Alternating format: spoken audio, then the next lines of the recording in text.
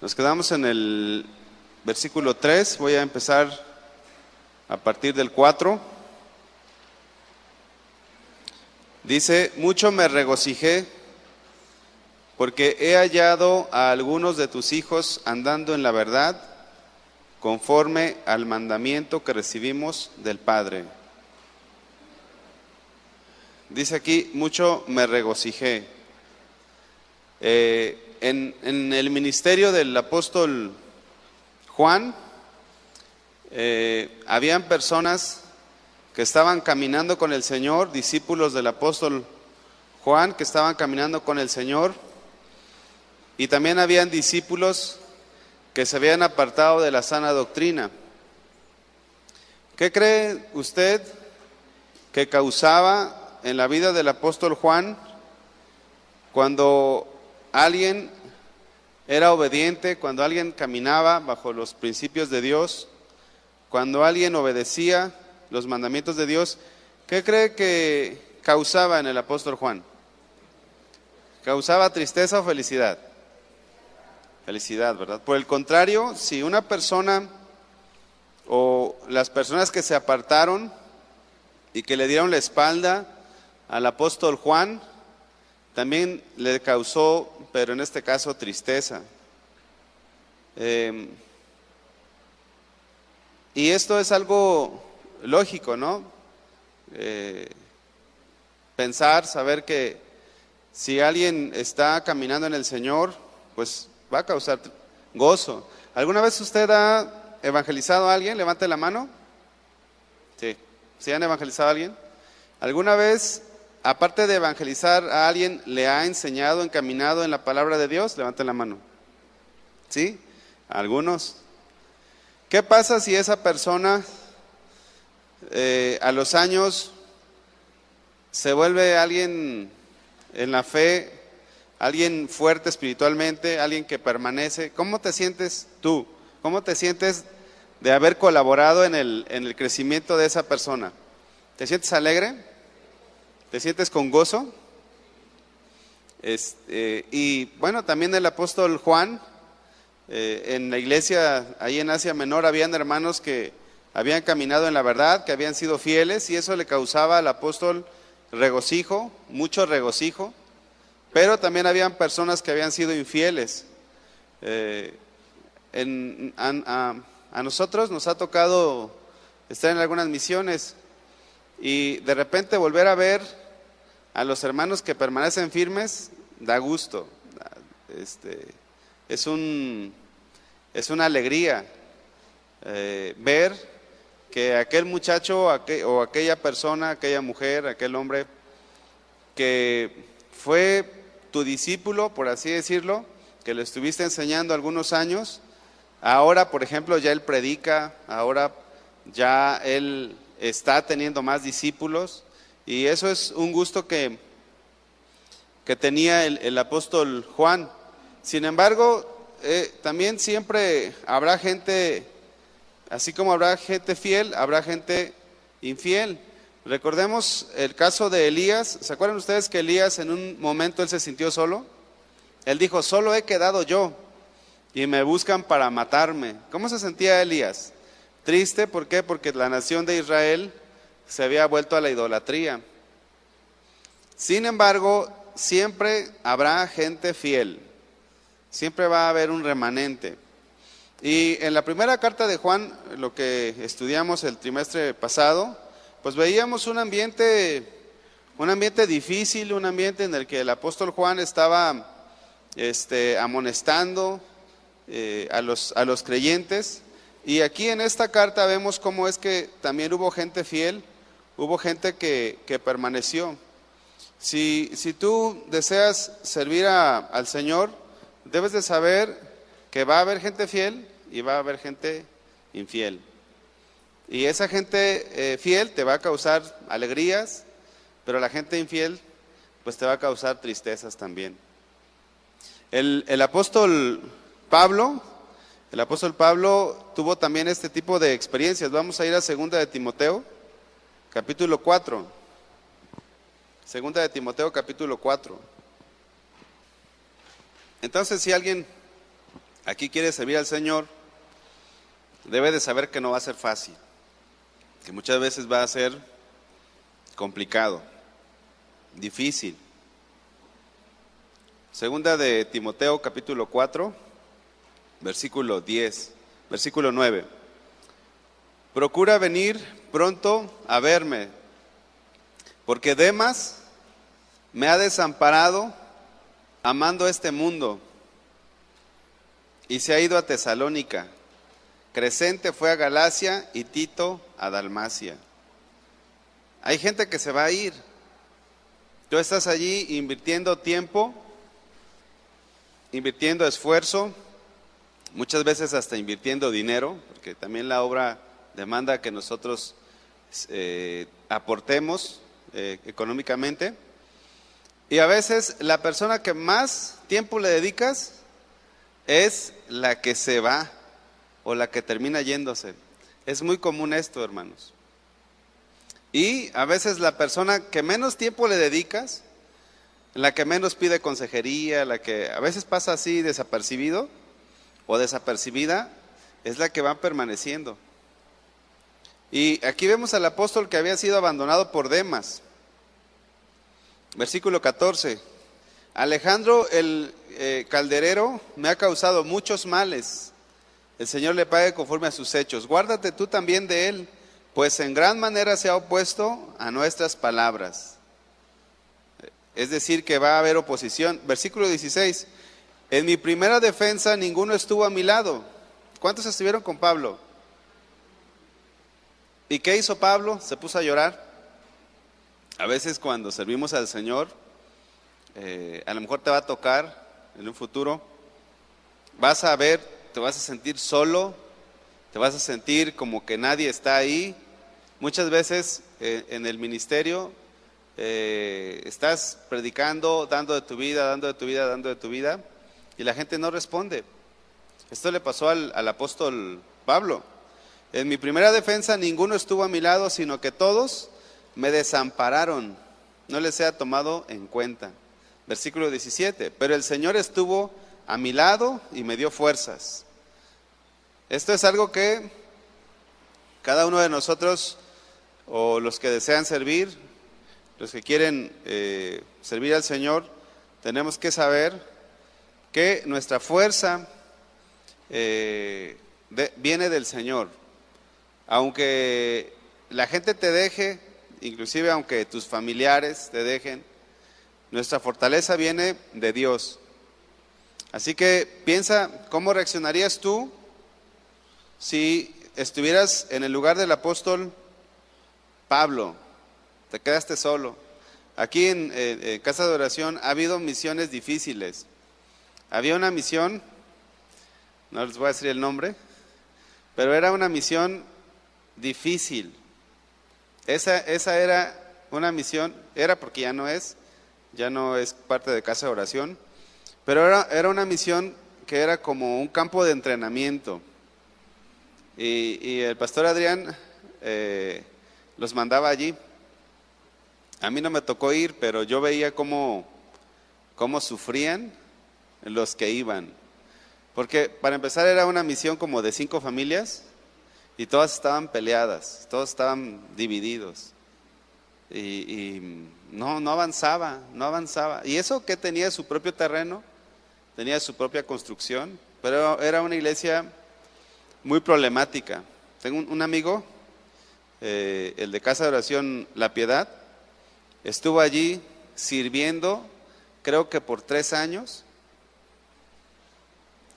y nadie se salvó. O sea, no hubo gente que se convirtiera. Hay lugares que son complicados. Y este amigo, junto con su familia, son personas que trabajan muy fuerte en la obra. O sea, son personas que salen a evangelizar, se preparan en la alabanza, le echan ganas, se esfuerzan. Pero esa misión era una misión difícil. La gente no quería. Así que en el ministerio vamos a tener tristezas y alegrías. Tristezas al ver que gente está caminando en el Señor y ver que está dando fruto, que está cambiando, que está siendo transformada. Pero también alegrías cuando la gente camina, pero también tristezas cuando vemos que las personas pues no se esfuerzan, ¿no? Vamos ahora a Primera de Tesalonicenses, capítulo 3. Entonces estamos viendo pues que el apóstol Juan dijo, mucho me regocijé. Y esta expresión habla de que él estaba alegre en medio de tantas tristezas y de tantas falsas doctrinas.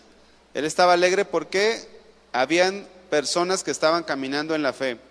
Primera de Tesalonicenses capítulo 3, versículo 6, dice: pero cuando Timoteo volvió de vosotros a nosotros y nos dio buenas noticias de vuestra fe y amor, y que siempre nos recordáis con cariño, deseando vernos, como también nosotros a vosotros. ¿Se dan cuenta cómo el apóstol, en este caso el apóstol Pablo, habla? Eso es algo, hermanos, que debemos de procurar. Ser cariñosos, ser amables siempre con las personas que nos enseñan. ¿Están aquí? Sí. De repente, el otro vez platicaba con una persona y le decía, ¿cuánto tiempo tiene que usted no saluda al pastor Chuy, nuestro pastor? Uy, pues años, ¿no? Vean cómo el apóstol está expresándose de estos hermanos, cómo lo recibían con mucho amor, cómo lo recibían con mucho cariño. Dice aquí, por ello, hermanos, versículo 7, en medio de toda nuestra necesidad y aflicción, recordemos que en este tiempo el evangelio estaba siendo difícil. Por ello, hermanos, en medio de toda nuestra necesidad y aflicción, fuimos consolados de vosotros por medio de vuestra fe. En otras palabras, el apóstol Pablo está diciendo, nos la estábamos pasando mal, estamos teniendo luchas, estamos teniendo problemas, situaciones difíciles, pero cuando nos enteramos que ustedes van bien, eso nos animó, eso nos dio gusto, nos dio alegría. Saber, miren, seguido platico con el pastor Miguelim, de Casa de Oración Tuxtla, y él siempre se pone a contar los pastores que salieron en el periodo en el que él fue director del Instituto Bíblico. Y él siempre me dice, a ver, una vez fuimos a cenar, no recuerdo si a cenar o a comer, y me dijo, a ver, vamos a ver quiénes son los pastores que salieron cuando estuve en el Instituto Bíblico. ¿Usted cree que no le da gusto al pastor Miguel de decir, estuve trabajando en casa de oración, estuve en el Instituto Bíblico y salieron varios pastores y pastores que están metidos en la obra del Señor? Entonces es un gusto ver cómo la gente crece, cómo la gente camina, cómo la gente se levanta. Otro pasaje ahí mismo en 1 Tesalonicenses, pero en el capítulo 2, versículo 19. 1 Tesalonicenses 2, 19. Porque ¿cuál es nuestra esperanza o gozo o corona de que me gloríe? ¿No lo sois vosotros delante de nuestro Señor Jesucristo en su venida? Vosotros sois nuestra gloria y nuestro gozo. ¿Quieren ver a un pastor feliz, alegre? Ese pastor, el pastor que es feliz y alegre es aquel pastor que tiene ovejas obedientes. ¿Sí o no? Es aquel pastor que dice, me invitaron a predicar a una iglesia o voy a tener una salida, van a hacer esto, esto y esto y esto, y ahí luego vemos cómo les fue. Y a la siguiente semana que llega a la iglesia y pregunta, ¿cómo les fue? Bien. Yo una vez les pregunté a unos hermanos que a veces en una obra en la que estábamos sirviendo, salíamos, a veces íbamos a visitar otras misiones Y siempre se peleaban, hermano. No les voy a decir qué casa de oraciones para no balconear a mis queridos hermanos. Pero se peleaban por la comida muchas veces. A veces que hacíamos algún convivio, que septiembre o diciembre, siempre se peleaban por la comida. Y una vez los exhorté y les dije, hermanos, en lugar de que se peleen por ver quién gana más almas, por ver quién evangeliza más, por ver quién discipula a más personas, se están peleando por la comida. Entonces les dije, para el próximo evento, la comida me la llevo yo, para que no se peleen, ¿verdad? Porque luego las hermanas y hermanos llevaban su topper, si era birria, pues si sobraba birria. Entonces decían, ¿y por qué esa hermana se llevó tanta birria? Si son poquitos en su familia, pero se llevaban para el abuelo, para el tío y demás. Entonces, pues era una iglesia que empezamos a trabajar ahí, y obviamente en el primer año pues se peleaban. En el segundo año pues se peleaban menos. Llegó el tiempo en que ya no se peleaban, en que ya podíamos salir nosotros y regresábamos al siguiente fin de semana y les preguntábamos, ¿se pelearon, hermanos? Porque era muy obvio, ¿no? Porque tú los veías a la cara y eso, y agachados, ¿verdad? ¿Qué pasó? Y luego no falta quien te empezaba a decir, es que el hermano fulano de tal. Pero llegó el momento, hermanos, en que ya no se peleaban. Llegó el momento en que crecieron. Y eso fue un gozo. Porque dices, ahora puedo irme con más confianza, y yo sé que cuando yo venga no van a estar peleados. Y sí, llegó el momento en que tuvimos que dejar ese lugar. Y la iglesia ahí sigue, ya no se pelean. De repente se han de pelear, pero es normal. Entonces, hay lugares difíciles. Hay lugares en donde la gente es dura de corazón. Cuando el Señor mandó a Ezequiel a predicar, Dios lo envió a personas rebeldes. Y le dio el Señor la orden, predícales, háblales, te escuchen o no te escuchen. Y bueno, quizás así les vaya a tocar a algunos, ovejas rebeldes, ¿verdad? Pero pues hay que ser fieles donde Dios nos ponga. Jesús también se regocijó de sus discípulos. Vamos a ir a Lucas capítulo 10. ¿Usted es una oveja obediente o desobediente? ¿Sí es obediente? Más o menos. Lucas 10, 17. Dice aquí, volvieron los 70 con gozo, diciendo, Señor, aún los demonios se nos sujetan en tu nombre. Y les dijo el Señor, yo veía a Satanás caer del cielo como un rayo. He aquí os doy potestad de hollar serpientes y escorpiones y sobre toda fuerza del enemigo, y nada os dañará. Pero no os regocijéis de que los espíritus se os sujetan, sino regocijaos que vuestros nombres están escritos en los cielos. Versículo 21. En aquella misma hora Jesús se regocijó en el Espíritu y dijo, yo te alabo, oh Padre, Señor del cielo y de la tierra, porque escondiste estas cosas de los sabios y entendidos y los has revelado a los niños. Sí, Padre, porque así te agradó. ¿Qué hizo Jesús? Se regocijó. Dice la Biblia que Él recorría aldeas, Él recorría ciudades, caminaba, pero se fue levantando un grupo. Ahora, hermanos, los grupos no se levantan por sí solos, se necesita trabajar. Si un día o estás tú sirviendo en una obra, no pienses que los discípulos se dan en un horno de microondas, ¿verdad? Pones ahí a los hermanos y le pones 5 minutos para que se calienten bien, y esperas 5 minutos y ya están. Dices, no, dice la Biblia que para cosechar hay que trabajar primero. Y se llevan años en la formación de verdaderos discípulos. No es de la noche a la mañana. Por eso les decía que en el primer año se peleaban, pero pues es normal que se peleen. Los niños se pelean, ¿verdad que sí? Pasan los años y van madurando. Hay gente que va madurando. Hay otros que se quedan en el camino, pero o van más despacio. Y aquí el Señor había dedicado tiempo a la obra, tiempo al discipulado, y ya tenía no solamente a 12, sino que tenía a 70 más. Entonces los envió, los capacitó, y Él se regocija. Dice, en aquella misma hora Jesús se regocijó en el Espíritu.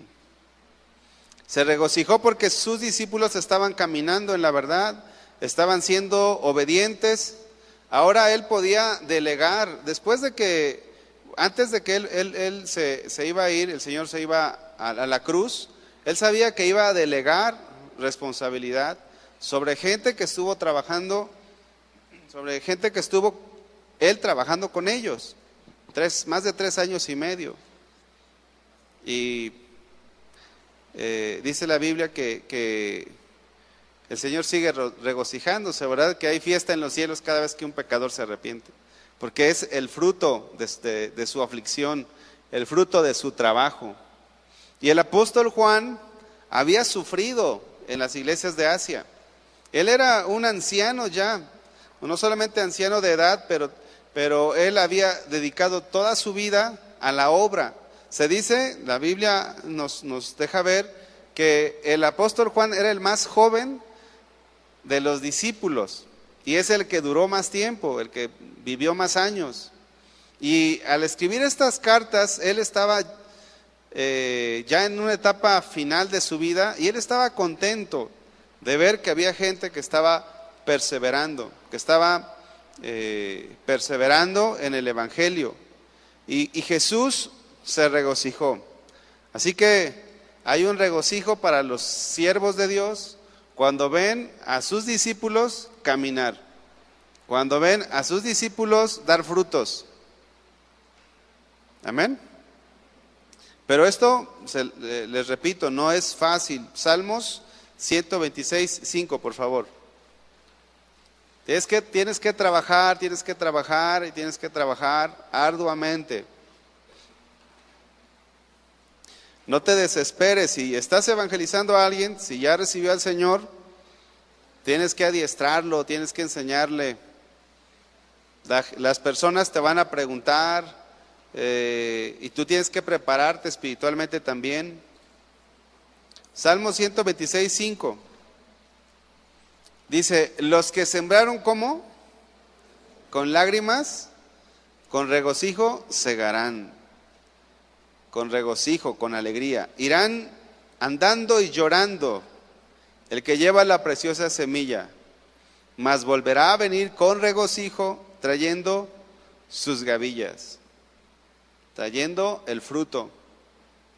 Pero esto es al paso de los años, al paso del tiempo. Vamos ahora a 2 de Juan, capítulo 1, versículo 5, por favor. Dice, y ahora te ruego, Señora, no como escribiéndote un nuevo mandamiento, sino el que hemos tenido desde el principio, que nos amemos unos a otros. El regocijo y el ruego del apóstol Juan. Esta palabra y ahora es una palabra que contrasta lo que dijo en el versículo anterior con lo que va a decir o lo que está diciendo en este versículo, en el versículo 5. Y esta palabra y ahora es una palabra que Juan lo usó siendo inspirado por Dios para no solamente señalar lo malo en una iglesia, sino también lo bueno. Esto es algo importante que hay que remarcar, porque generalmente nosotros como personas, como seres humanos, somos muy dados a nada más decir lo malo, ¿verdad que sí? Con tu esposa o tu esposo, generalmente nada más le dices lo malo. Digo, no todos, pero es importante decir lo bueno también. Tú tienes yo tengo que aprender este principio. No solamente es decir lo malo. Ay, mi amor, qué buena te quedó la comida. Estuvo riquísima, ¿verdad? Tampoco no hay que ser mentiroso ni hipócrita, ¿verdad?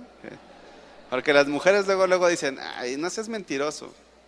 Pero ¿sabe cuándo estamos hablando con verdad? ¿Sí o no, hermanas? Ay, si nunca me dices eso. Te quedó buenísima la comida.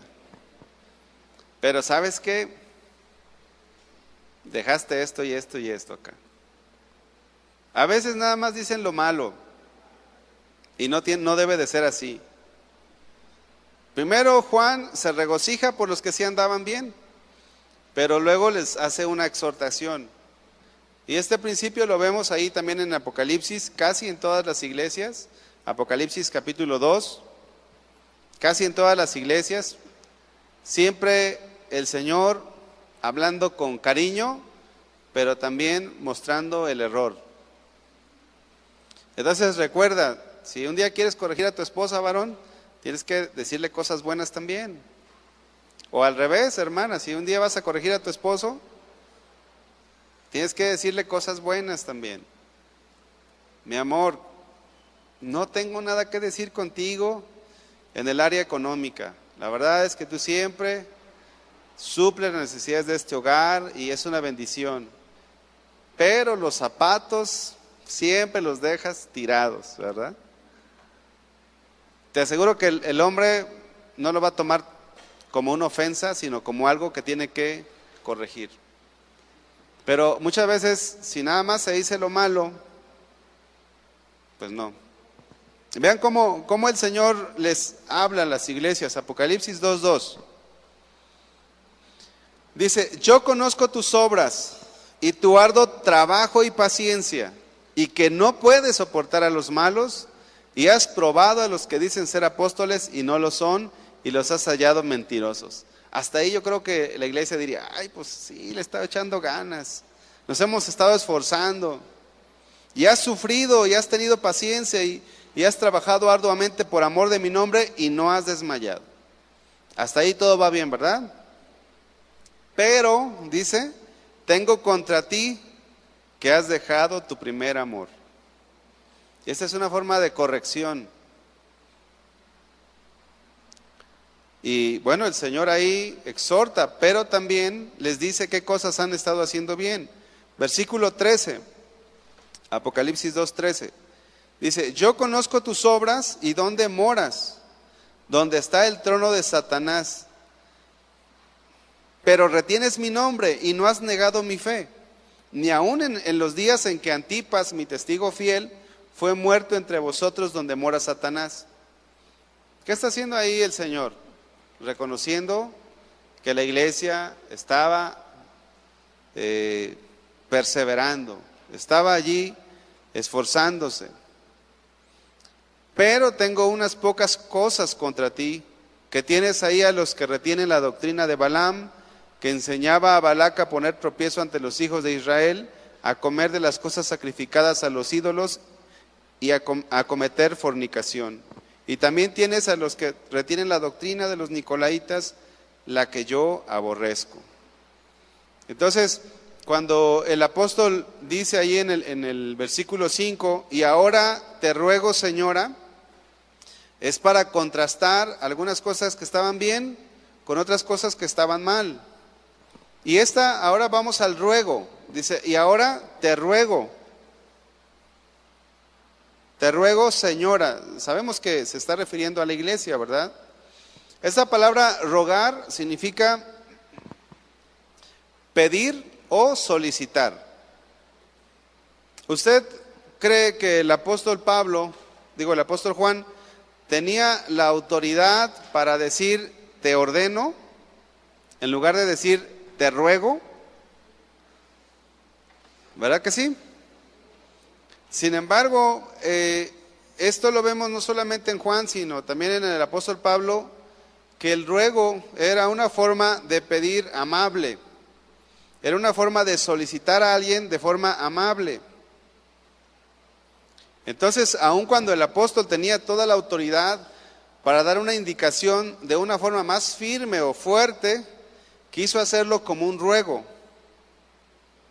Y esto es, hermanos, debido a que nosotros debemos de obedecer a Dios, no a la fuerza, o sea, no como una imposición, sino como una convicción. ¿Sí estamos hasta aquí bien? O sea, el apóstol Juan podía dar una orden directa, pero lo hizo en forma de ruego. ¿Por qué? Porque Dios está interesado en que nosotros obedezcamos por convicción, no por obligación. O porque digo, pues es que el apóstol Juan lo dijo y lo tengo que hacer. No, lo que está apelando el apóstol Juan es a la obra del Espíritu Santo en nuestras vidas, que nos redarguye, que nos exhorta, que nos confronta y nos indica lo que tenemos que hacer. Este ruego iba enfocado a los cristianos de Asia para que ellos pudieran caminar rectamente. Iba enfocado a la señora, en este caso a la iglesia, y más específicamente al pastor. Y el apóstol Juan, como un anciano o como supervisor de aquella región, de aquella zona, estaba velando porque la iglesia se mantuviera pura, se mantuviera limpia, se mantuviera santa. Hay muchas cosas que la iglesia tiene que cuidar, que tiene que guardar. Y los supervisores, los ancianos, son los encargados de ver. En una ocasión, el pastor Adrián me dio una indicación a mí, me la dio, me dijo, en cuanto puedas, así me dijo, en cuanto puedas, baja a las del coro, bájalas, no deben de estar en el coro. Resulta que estaban en el coro, pero tenían el celular aquí, voy a hacer un poquito más, tenían el celular aquí y la blusa hasta aquí. Entonces era una iglesia que estaba pidiendo cobertura de casa de oración.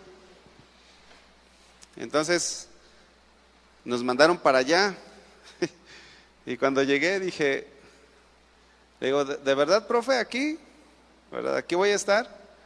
Le digo, sí. Me dice, está bien, si usted me dice que aquí, porque nosotros no estamos por gusto, ¿verdad?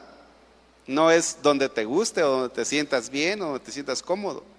Es donde Dios te diga a través de tus pastores, tus líderes.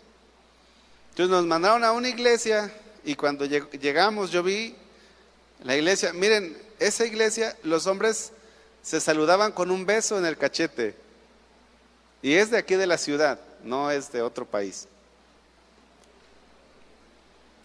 Y yo llegué y dije, pues ni que estuviéramos en Argentina, ¿verdad? Un hermano misionero que estaba en ese tiempo, llega ahí a la iglesia, hermano, ¿cómo están? Y saludando normal, ¿no? Como si viniéramos aquí. Y él llega y un hermano, un señor de ahí, le dio un beso en el cachete. Ya no quiso ir a esa misión. Entonces yo cuando llegaba saludaba con la mano firme, extendida así, y no se me acerquen, ¿verdad? Había un niño panderista ahí. Es un desorden. ¿Saben qué pasó? Nos terminaron corriendo de esa iglesia. Nos dieron las gracias. Pues no querían la doctrina, no querían la enseñanza. Y bueno, les puedo contar muchas más cosas de esa iglesia, pero fue una orden del pastor Adrián, que en este caso él estaba supervisándome. Ahora, no llegué y les dije, a ver, ustedes tres, bájense por favor. No llegué así. ¿Saben qué hice? Porque ellos pensaron que cuando nosotros llegamos íbamos a quitar a todos. Entonces les dije, ¿saben qué? Le digo, si ustedes piensan que les vamos a quitar a todos, no, vamos a discipularles. Vamos a enseñarles la palabra.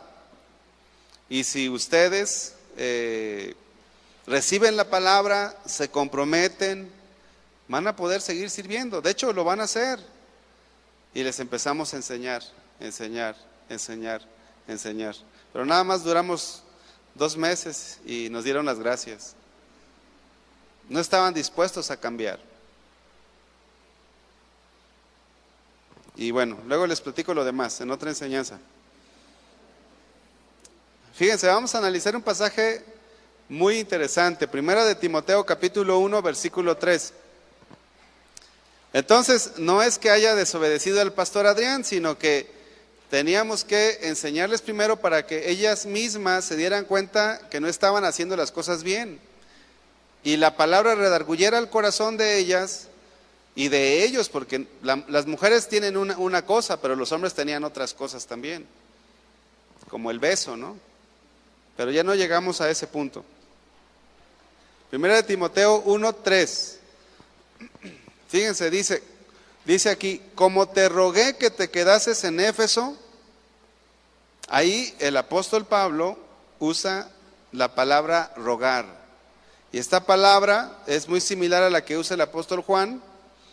Y es como si le pidieras algo a un amigo.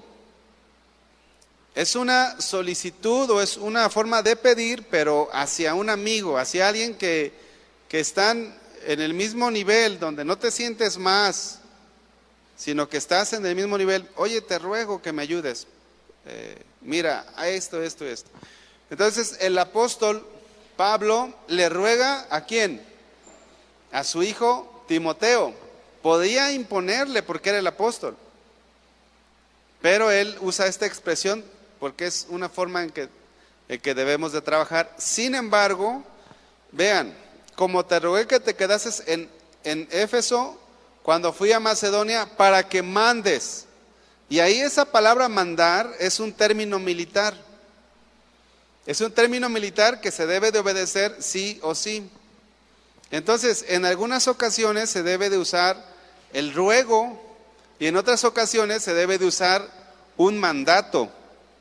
Sobre todo cuando está en juego la sana doctrina. Fíjense, para que mandes a algunos que no enseñen diferente doctrina. Son dos cosas diferentes, ¿verdad? Ni presten atención a fábulas y a genealogías interminables que acarrean disputas, más bien que edificación de Dios, que es por fe. Así te encargo ahora. Es un ruego, es un encargo. Pero Timoteo no iba a llegar con los falsos maestros y les iba a decir, oye, te ruego que dejes de enseñar esa doctrina. No, es te mando, te ordeno. Entonces el pastor o el líder tiene que saber usar estas dos cosas, estas dos situaciones. En algunas veces situaciones de ruego y en otras veces situaciones de una orden. Cuando ya la cuestión se está saliendo de control, de la sana doctrina, es como el apóstol Pablo dijo también, al que está cometiendo pecado, sáquenlo de la iglesia. No fue una sugerencia, no fue un ruego, fue una orden de tipo militar. Sin embargo, muchos servidores o pastores se van nada más a la cuestión de tipo militar y no. A veces es un ruego y a veces es una orden de tipo militar. ¿Está bien? Y muchas veces también ninguna de las dos. O sea que aunque se tenga el derecho o aunque se tenga bueno, vamos a buscar este pasaje, ahorita les digo, 1 Corintios 9:11. Aunque tú tengas el derecho, aunque sea parte de lo que te corresponde, muchas veces se tiene que dejar. 1 Corintios 9. Bueno, vamos al 15. Aquí está hablando, el tema es sobre el sostenimiento o el mantenimiento de los que sirven. Pero fíjense, el versículo 15 dice, pero yo de nada de esto me he aprovechado, ni tampoco he escrito esto para que se haga así conmigo, porque prefiero morir antes que nadie desvanezca esta mi gloria. Y esto es en el sentido de que a veces es un ruego, a veces es una orden, y a veces, aunque tengas el derecho como lo tenía el apóstol Pablo, simplemente no lo haces. Entonces hay que ser flexible, pero no con la sana doctrina. Hay cosas en las que sí, hay libertad. El ruego apostólico, entonces, es una petición que se hace desde lo profundo de su corazón para que los que están los que no están firmes en la fe sean afirmados. Estaba el apóstol Juan rogándole a la señora, que en este caso es la iglesia, que los cristianos permanecieran en el amor. Vamos a regresar ahora a 2 de Juan 1:5, por favor. Segunda de Juan 1:5. Dice: y ahora te ruego, señora, no como escribiéndote un nuevo mandamiento, sino el que hemos tenido desde el principio, que nos amemos unos a otros. Quisiera también recalcar o remarcar este principio que el apóstol Juan está usando. Dice aquí: no como escribiéndote un nuevo mandamiento.